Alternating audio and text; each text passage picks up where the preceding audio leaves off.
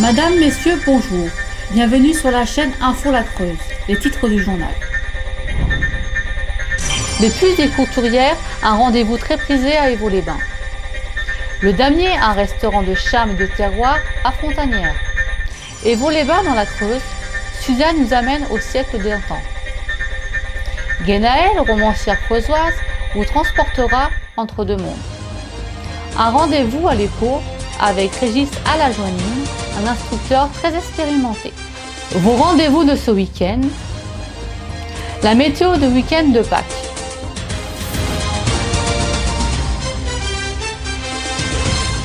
Les 6e puces des couturières se sont déroulées à la salle des fêtes d'Évaux-les-Bains. Un rendez-vous très prisé qui est organisé chaque année par l'Atelier des Arts Créatifs d'Évaux-les-Bains. Une foule très nombreuse s'est attardée sur les nombreux stands. Il fallait jouer des coups d'hier aux puces des couturières. Sur les étals des trésors au charme délicieusement suranné. Des tissus, de la dentelle, des boutons de nacre, des collections accumulées au fil des ans par des passionnés. On fait partie d'un club dont je suis la présidente avec Josiane Magnier. Et ce club organise cette manifestation parce que nous sommes des passionnés de tout ce qui est art du fil. Forcément, pour acquérir autant d'articles, il faut du temps. Alors derrière les stands, souvent d'honorables dames d'un âge certain, mais qu'on se le dise, la couture c'est tendance. Et même si l'on ne trouve pas la perle rare, il reste bien sûr le plaisir des yeux.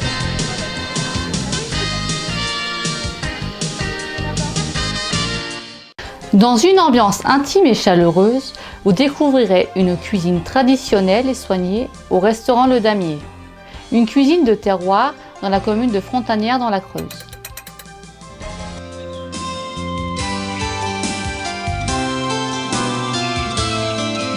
Dans une charmante petite maison en pierre joliment restaurée, un havre de paix rempli de charme.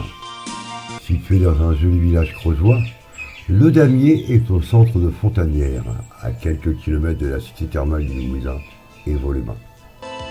Ça fait 20 ans qu'on est installé à Fontanières puisqu'on est arrivé le 2 avril 1997. Et alors on est venu tout simplement parce que moi je suis originaire de la Creuse, Évaux-les-Bains, et on venait manger avec mon mari, en amoureux. Et puis on a su que c'était à vendre. Fontanières, c'est calme, c'est un petit village calme, tranquille. Voilà, il y a pas mal de commerçants. On essaie de faire des produits locaux, du terroir. Mon mari fait très bien le foie gras, c'est un peu la spécialité, entre guillemets. On a un sabayon en dessert, un sabayon aux framboises de Rethère. Donc c'est vrai, les profiteroles maison, bien sûr. Les profiteroles. Oui, c'est vrai, c'est vrai. Certains appellent pour savoir d'ailleurs si on les fait toujours. Le Damier vous propose une cuisine de terroir très goûteuse. Depuis une vingtaine d'années, Fred, Pascal et son équipe vous accueillent avec le sourire. On change la carte du restaurant, c'est pas régulier. Ça dépend de ce qu'on arrive à trouver, de ce qu'il a envie de faire.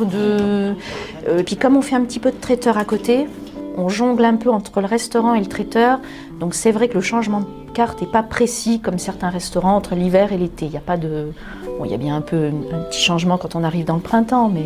Dans une ambiance intime et chaleureuse, vous découvrirez une cuisine traditionnelle soignée, où les produits locaux tels que le safran, les petits fruits rouges, le fromage de chèvre, les œufs bio sont présents et mis en valeur au fil des siècles. Je suis au Damier pour apprendre justement le métier de la cuisine et de l'hôtellerie. Donc tout ce qui est apprendre cuisine, pâtes de base, enfin tout le registre de la cuisine française. L'équipe travaille avec du plaisir pour vous donner beaucoup de plaisir. Ce que j'aime servir dans le restaurant, c'est plus les desserts et plus les profiteroles maison d'ici, parce que c'est vraiment beau, c'est trop bon. Certains aiment bien le cadre, parce que c'est petit, c'est intime, c'est chaleureux, les couples se plaisent chez nous justement, parce que c'est pas grand, donc ils sont assez tranquilles. Il est prudent de réserver afin de pouvoir découvrir ces plats du terroir, cette cuisine de toque blanche. Allons faire un petit tour dans la Creuse, à Évaux-les-Bains. C'est la station thermale du Limousin. Nous avons rencontré Suzanne Duché qui va nous conter le temps d'avant, un petit clin d'œil au siècle d'antan. Derrière toutes ces images se devinent les années de peine qu'il aura fallu endurer pour bâtir, parcelle après parcelle, la propriété familiale.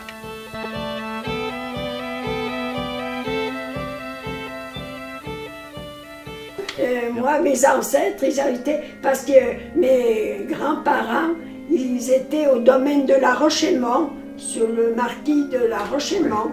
Eh bien, leur école, c'était le cinéma maintenant, où mon père allait. Oui, mais mon père était de 1900, hein. Faut bien être. Évaux, en 1910, est administré par le maire, M. Henri Tonnier.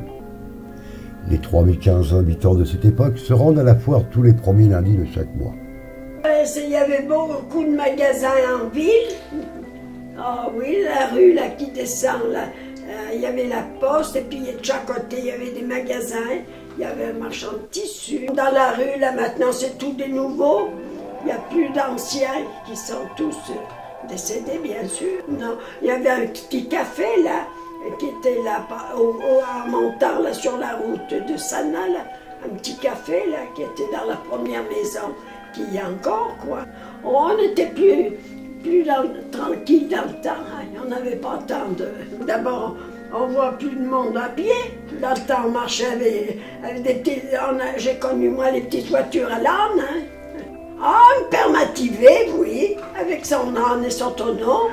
Ah oui, Père Brousse, et puis Mativé. Les gens de la campagne venaient avec des petits ânes qui étaient dans des petites voitures, quoi. C'était même pas des chevaux, c'était des petits ânes qu'ils avaient. Ah oui. Mais nous, on a eu l'eau à notre écurie avant de l'avoir là à la maison, parce que autrement, pour les vaches, il faut leur donner à boire quand elles étaient à l'écurie l'hiver. Il fallait tirer de l'eau du puits avec un crochet, avec un seau. Quand il y a eu, quand ils ont eu fait là au bord, quoi, le château d'eau qu'on appelait. Ouais. Alors on a pris l'eau à l'écurie avant de la faire mettre là, à la maison. Et on avait une ferme, on avait des vaches, on vendait le lait, la maison, là. Et dans le couloir, là, on était là dans le couloir. Enfin, on avait 10 vaches, alors il fallait faire le foin, les légumes, et puis les maïs, et puis tout ce qu'il fallait pour les nourrir. Oui, mais on s'amusait de peu de choses, vous savez. Les enfants, là, de la rue, eh ben, on se réunissait, on jouait à Mervetu, qu'on pourrait pas jouer maintenant, parce que les autos passent continuellement. Mais même les plus vieux, même, ils sortaient manger leur soupe dehors, ils s'asseyaient avec leurs chaises et ils mangeaient leur soupe dans leur bol à leurs mains. Ah oui. Les commerces et artisans ne manquent pas à cette époque, et les saisons rythmaient le temps.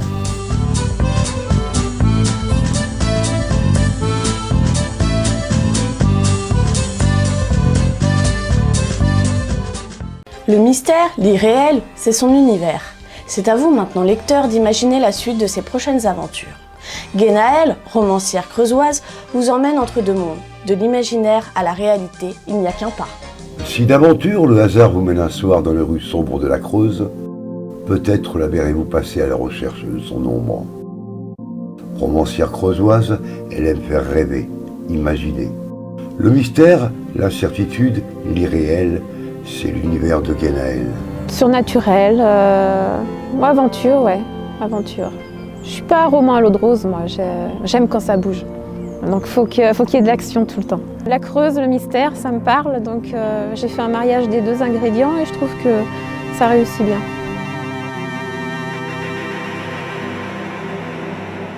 Entre deux mondes, en fait, c'est surtout une belle histoire, en fait. C'est un peu un club des 5 des temps modernes.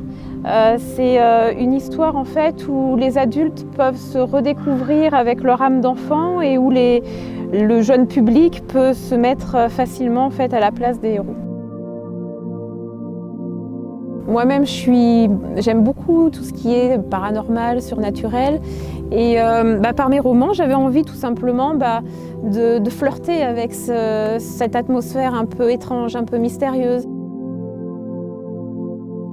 Donc Interférence se passe au château d'Ornia. C'est une jeune adolescente qui habite à Paris avec sa mère. Elle n'a pas de papa. Et donc sa maman tombe amoureuse d'un homme qui a des relations sur la Creuse parce que son fils est encore sur la Creuse. Et ils vont avoir envie de revenir habiter en Creuse et ils vont acheter le château d'Ornia. L'héroïne, qui s'appelle Zoé, va découvrir le passé de ce château qui est pour le moins troublant et qui va lui faire vivre en fait des choses d'un passé qui est plus ou moins confondu avec son futur et aussi avec son présent.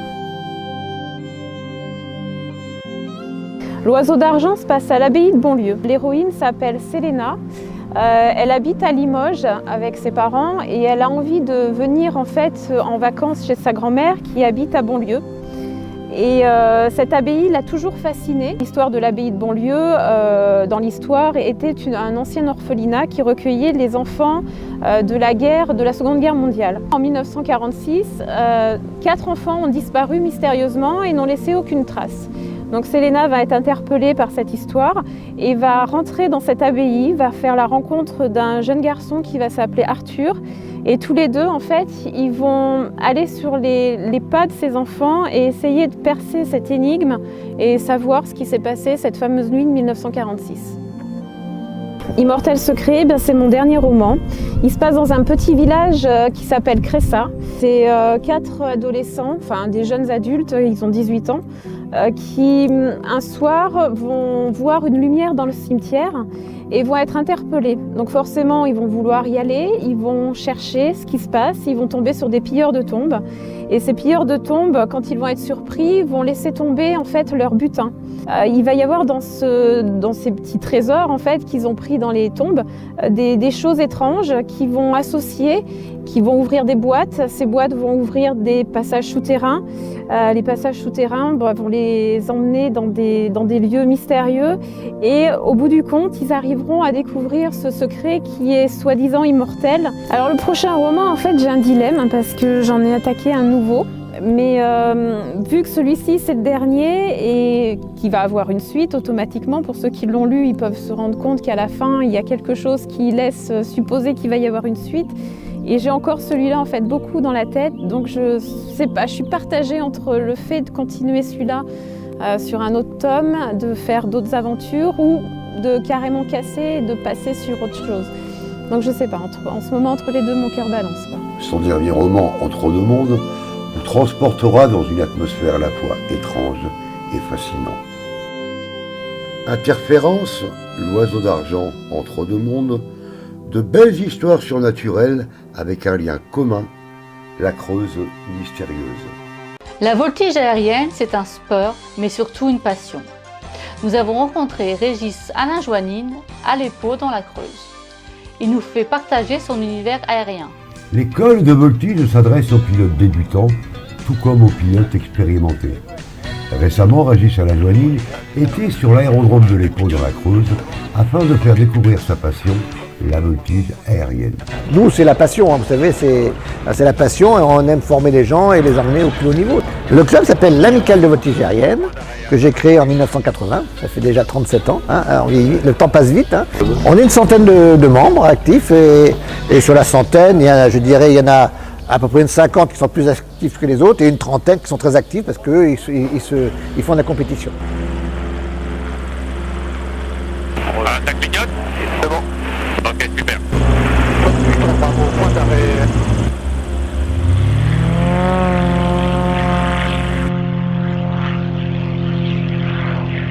Aujourd'hui, on est en stage à Montluçon-Guéret pour un stage d'initiation à la voltige aérienne, depuis le niveau débutant jusqu'au niveau international.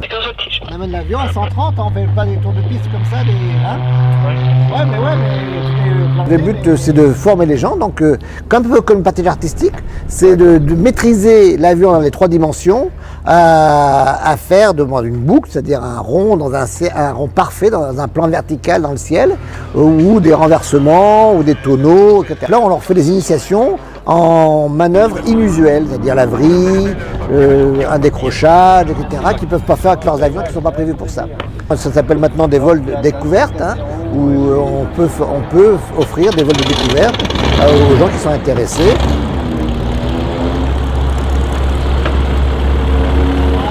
on participe à toutes les compétitions françaises, nationales, et au niveau international, avec plusieurs pilotes en équipe de France, soit le niveau Advance, soit le niveau Unlimited, et on a plusieurs champions et championnes du monde. Le niveau Advance qui est, je dirais, un peu la Formule 3, et le niveau Unlimited qui est la Formule 1. Voilà, donc les niveaux sont un petit peu différents, mais la difficulté est la même, il faut aller vite, il faut prendre les virages, etc. Et l'exécution des figures doit être aussi parfaite. Et on a plusieurs champions et championnes du monde, donc Aude Mordant, Mélanie Hals qui est maintenant au Red Bull, vous avez vu la première femme qui fait la course de pylône. On a aussi Pascal Alajoanine qui était championne d'Europe et du monde. Voilà, donc on a toute une équipe de pilotes de haut niveau. Et j'encourage les gens à venir en famille et puis de faire un petit tour. Et pour les plus audacieux, de faire un tour de voltige. Voilà. Mais non, il n'y a pas de problème. Non, on fait ça, on est très câlin comme on dit. La campagne est très belle autour. Nous serons présents fin avril et nous vous invitons à venir découvrir notre passion, la voltige aérienne du Conférenis. Le rendez-vous est donné sur l'aérodrome à Dépôt. Nous entrons dans le week-end pascal. De nombreuses manifestations vous sont proposées.